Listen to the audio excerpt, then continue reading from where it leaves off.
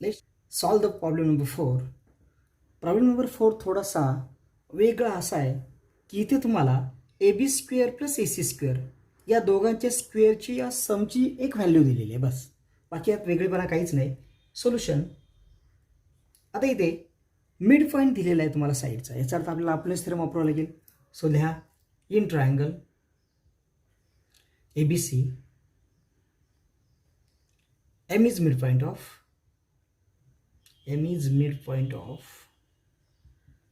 Side B C. आणि हे तुम्हाला दिलेलं आहे given. So by applying Apollonius theorem, so A B square plus A C square आणि त्याची व्हॅल्यू तुम्हाला दिलेली आहे is equal to 2am square plus 2 एकतर bm किंवा cm स्क्वेअर. सो मी लिहितो 2bm square bye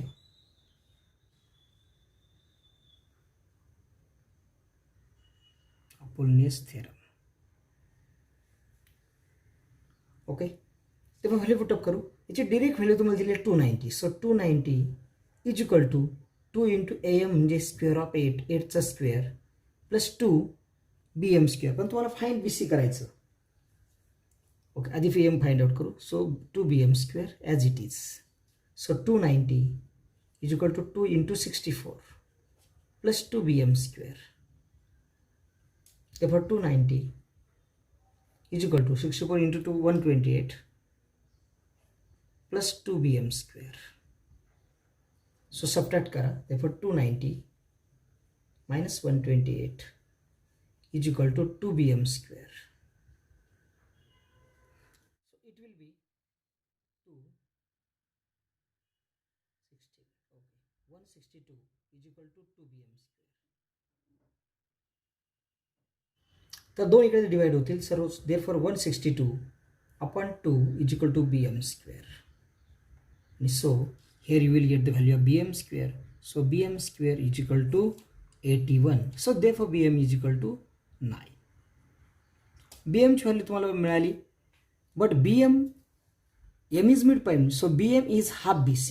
Therefore bm is equal to half bc. कारण आपल्याला बी सीची व्हॅल्यू फाइंड आउट करायची. सो बी एमची व्हॅल्यू पुटअप करा. So 9 is equal to half B C. So 2 जर इकडे आलं तर 9 इंटू 2. 2 इकडे आल्यानंतर 9 into 2 is equal to B C. So finally will get the answer B C is equal to 18 centimetre.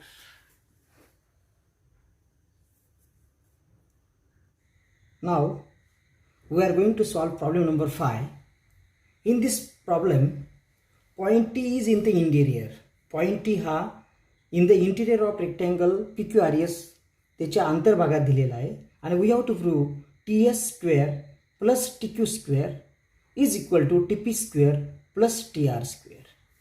हे proof आपण दोन प्रकारे सॉल्व करू शकतो. पहिली मेथड आधी पाहूया. तर यामध्ये मी एक पॅरलल लाईन काढतो passing through T.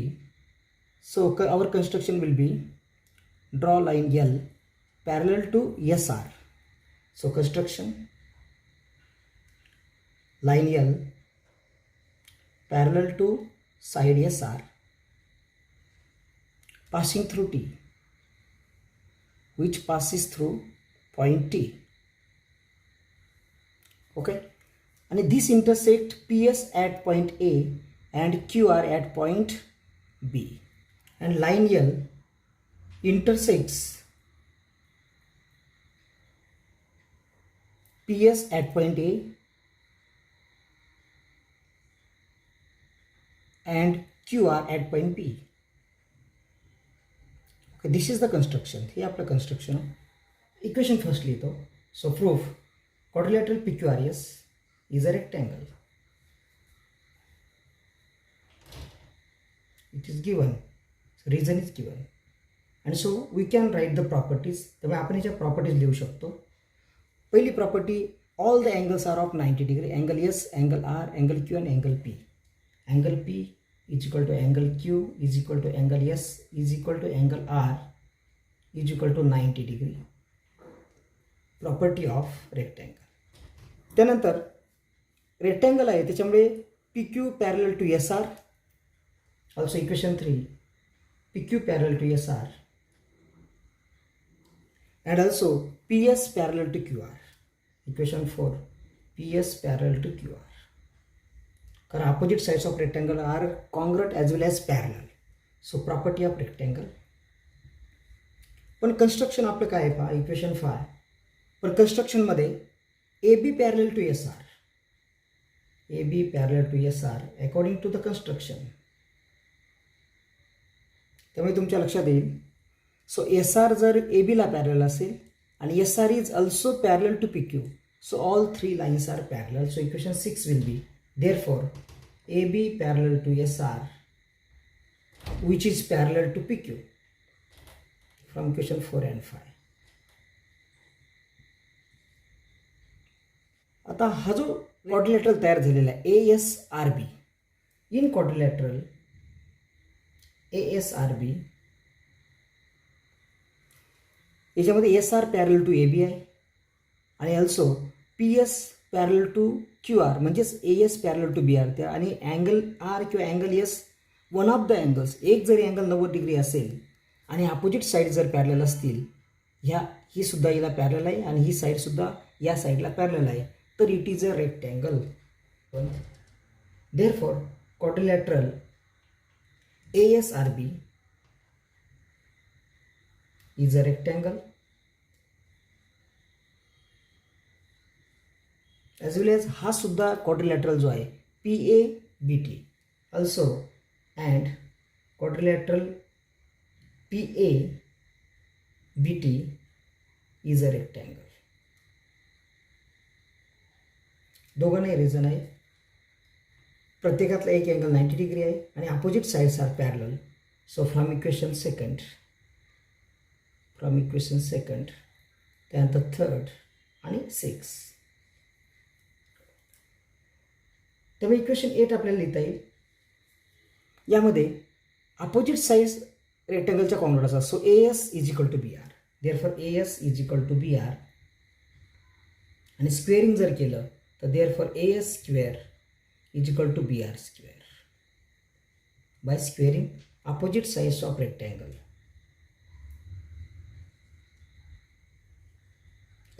Also AP is equal to BQ. So equation 9 will be equation 9 will be AP is equal to BQ, and therefore by squaring you will get AP square is equal to BQ square. So opposite sides of rectangle.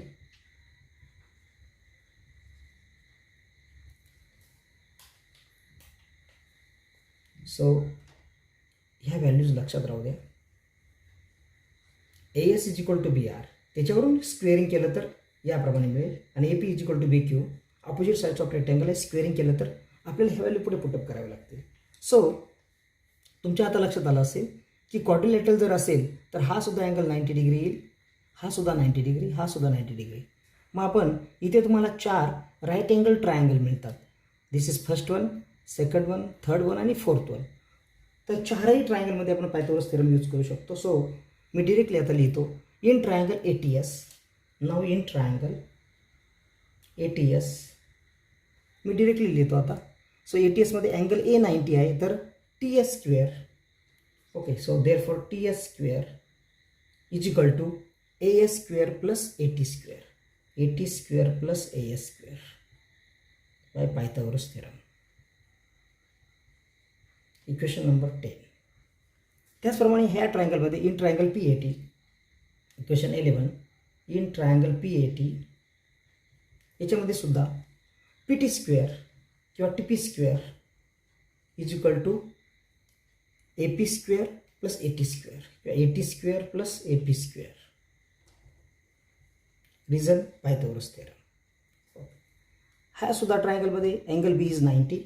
So equation 12 will be in triangle TBQ.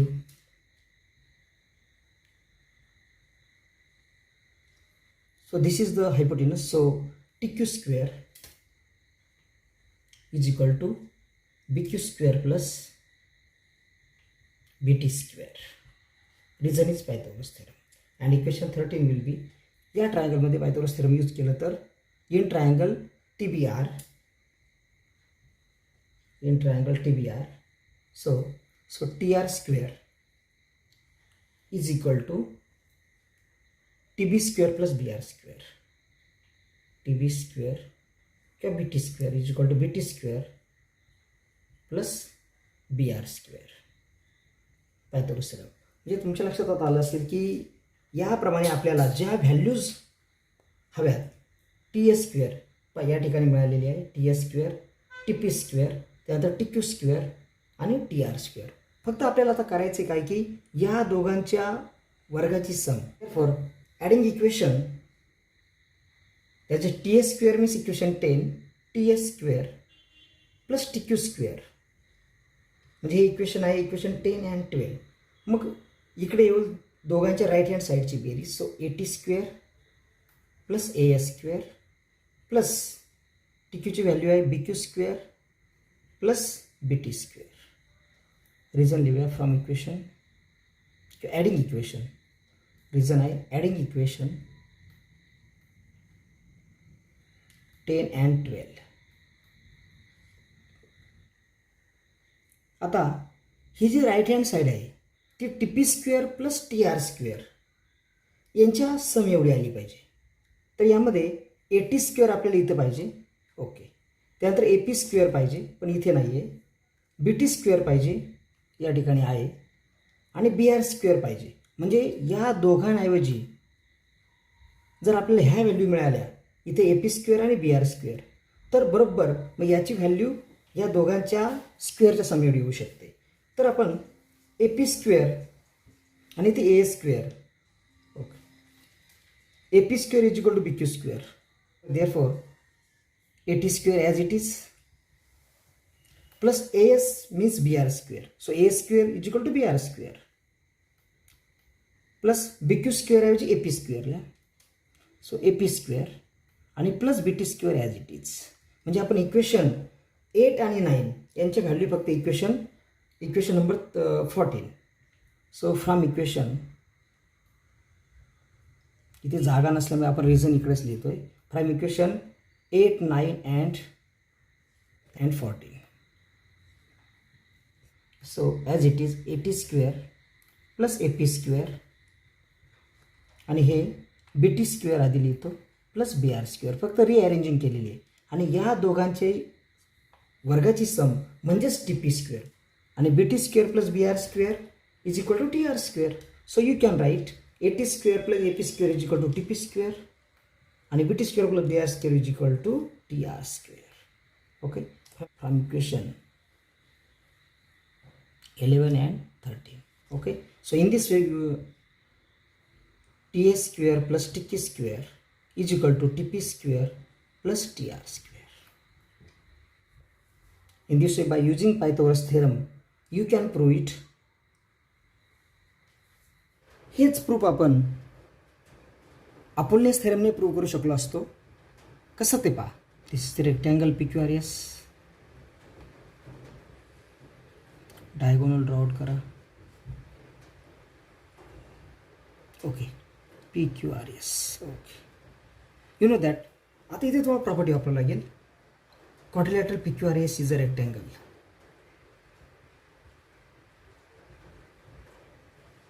Therefore diagonals are congruent. Therefore diagonal PR is equal to diagonal QS. Property of rectangle. आता हा इंटरसेक्शनचा point O घेऊया. Therefore आता OS is equal to OQ आणि या दोघांची value असते half diagonal QS is equal to half into QS. Diagonal एकमेकांना bisect करतात. ओके. ही प्रॉपर्टी आहे. Therefore OR is equal to OP. OP is equal to OR is equal to diagonal PRच्या half. Property of rectangle. Property of rectangle त्यामुळे काय होईल पहा. हे दोन्ही पण डायगोनल कॉन्ग्रुएंट आहेत म्हणजे राईट हँड साईड इक्वल आहे. QS is equal to PR म्हणजे half QS is equal to half QR बरोबर. हे इक्वल होईल. So OS is equal to OQ is equal to OP is equal to OR. चारही पण हे जे parts आहेत ओके हे कॉन्ग्रुएंट येतील. इथे पॉईंट T आहे दिलेला आपल्याला आणि तुम्ही आता याप्रमाणे हा एसची जोडला, ओके, जॉईन केला, ड्रॉआउट केला, क्यू बरोबर जॉईन आउट केला आणि ओ बरोबर ड्रॉआउट केला. तर बघा हा एक ट्रायंगल तुम्हाला मिळेल. इकडे मी बाजूला काढतो तो ट्रायंगल. याप्रमाणे पहा, इथे ओ आहे बरोबर, इथं टी आहे, इथं एस आहे, इथं क्यू आहे. So by using Apollonius theorem you will get T S square. Equation 1 will बी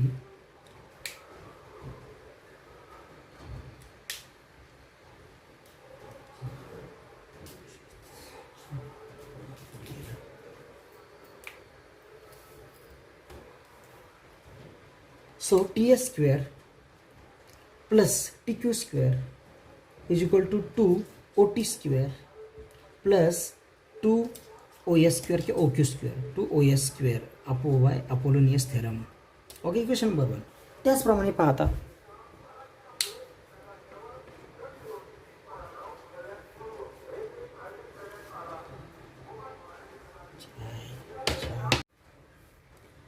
तुम्ही हा जर ट्रायंगल तुम्ही लक्षात घेतला, मी ड्रॉआउट करतो, टी एस ओ हा मिड पॉईंट आहे, ओके, डायगोनल क्यू एसचा. ते for in this triangle by using Apollonius theorem त्यामुळे equation 1 will be so T S square plus T Q square is equal to 2 O T square plus 2 O S square by Apollonius theorem. बरोबर. त्याचप्रमाणे diagonal P R जर लक्षात घेतला, P R, okay, O is mid point, इथे कुठेतरी T point आहे, so join करा. Therefore Apollonius theorem equation 2 इथे पण अपोलनेस थेरम वापरता येईल. So T P square plus T R square is equal to 2 O T square plus 2 O P किंवा O R square 2 O P square लिहितो by Apollonius theorem. बरोबर. आता या दोन इक्वेशनमध्ये पहा, या इक्वेशनची उजवी बाजू 2 ओ टी स्क्वेअर, इथे पण 2 ओ टी स्क्वेअर आहे, इथे 2 O S square O P square. इथे आपण प्रूव्ह केले O S is equal to O Q is equal to O P is equal to O R, कारण राईट हँड साईड इक्वल आहे. So O S is equal to O P एवढंच लिहितो मी. Therefore O S square is equal to O P square. म्हणजे आता हे prove already यामध्ये आपण केलेले आहे. So 2 O S square is equal to 2 O P square, म्हणजे राईट हँड साईड इक्वल आहे. So you can write T S square plus T Q square is equal to T P square plus T R square. म्हणजे Apollonius theorem वापरून सुद्धा आपण हे theorem prove करू शकतो.